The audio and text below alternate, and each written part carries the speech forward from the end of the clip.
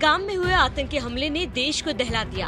देश भर में गुस्सा इस कदर है कि पाकिस्तान पर सीधे इसी तरह के हमले की बात कर रहे हैं।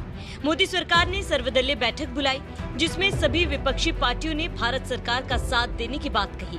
नेता प्रतिपक्ष राहुल गांधी ने साफ कहा है कि आतंक के खिलाफ सरकार जो भी कदम उठाएगी वो उनके साथ है।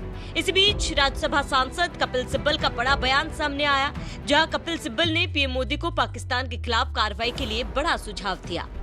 22 अप्रैल को हुए पहलगाम हमले में 26 लोगों की जान चली गई। इस पर पूरा देश आतंकी हमले के लिए पाकिस्तान के खिलाफ कार्रवाई की मांग कर रहा है।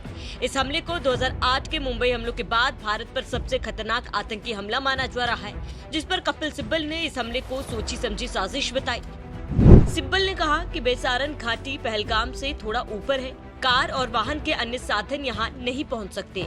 वहाँ सिर्फ घोड़े और खच्चरों से ही पहुँचा जा सकता है। आतंकियों ने इस घाटी को इसलिए चुना क्योंकि उन्हें पता था कि हमले की सूचना मिलने पर सुरक्षा बलों को वहाँ पहुँचने में बहुत समय लगेगा, तब तक वो आसानी से भाग सकते हैं।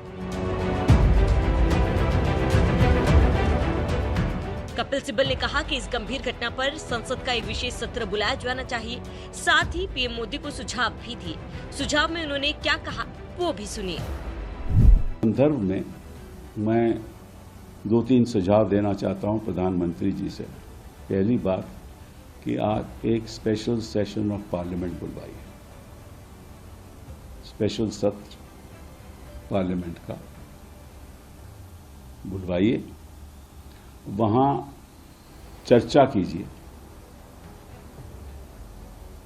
सबकी राय लीजिए, क्योंकि देश आपके साथ खड़ा है। कोई ऐसा विपक्ष का नेता नहीं है जो आपके साथ नहीं खड़ा, क्योंकि ये हिंदुस्तान की सॉवरेनिटी के ऊपर है।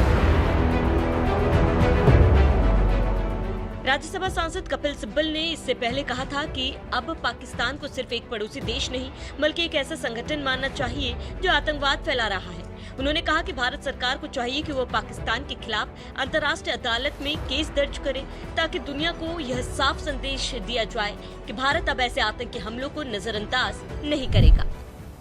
जिसमें जो देश की भावना है वो स्पष्ट तरीके से अंतर्राष्ट्रीय देशों तक पहुंचनी चाहिए कि हम सरकार के साथ खड़े हैं, देश इकट्ठा है, इस पे कोई मतभेद नहीं है और हम इसको टॉलरेट नहीं करेंगे। पहली बात ये, अगर हम रेजोल्यूशन पास करते हैं कि as a country we will not tolerate it, तो निश्चित रूप से हमें हर बड़े देशों में, Africa, United States, Europe, China, Japan, Australia, New Zealand, Russia, South America delegations भेजनी चाहिए, जिसमें सरकारी एमपीज भी हों, भाजपा के एमपीज भी हों और विपक्ष के एमपीज भी हों।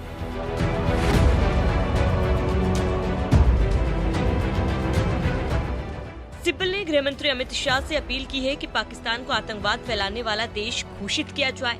उन्होंने कहा कि जैसे युद्ध अपराध करने वालों पर अंतर्राष्ट्रीय अदालत में केस चलता है, वैसे ही पाकिस्तान पर भी कड़ी कार्रवाई होनी चाहिए। सब देशों को बताएं कि ये स्थिति है।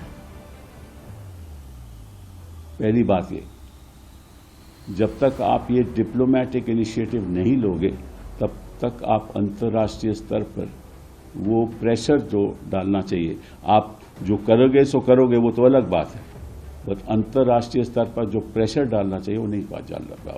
पहली बात ये। दूसरी बात, पहला तो रेजोल्यूशन, दूसरा दिल्ली, उसका कोई मजहब नहीं, उसका कोई धर्म नहीं,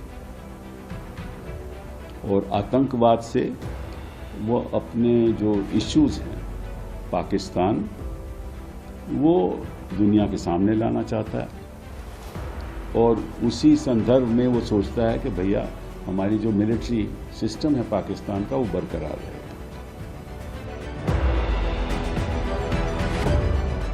कपिल सिब्बल ने सिंधु जल संधि और पाकिस्तान के पीएम के बयान पर कहा कि ये क्रियाएं हो सकती है, लेकिन ये पर्याप्त नहीं। पर्यटकों पर गोली चलाना इंसानियत का काम नहीं। आतंकवादी सिर्फ आतंकवादी होता है, उसका कोई धर्म नहीं होता।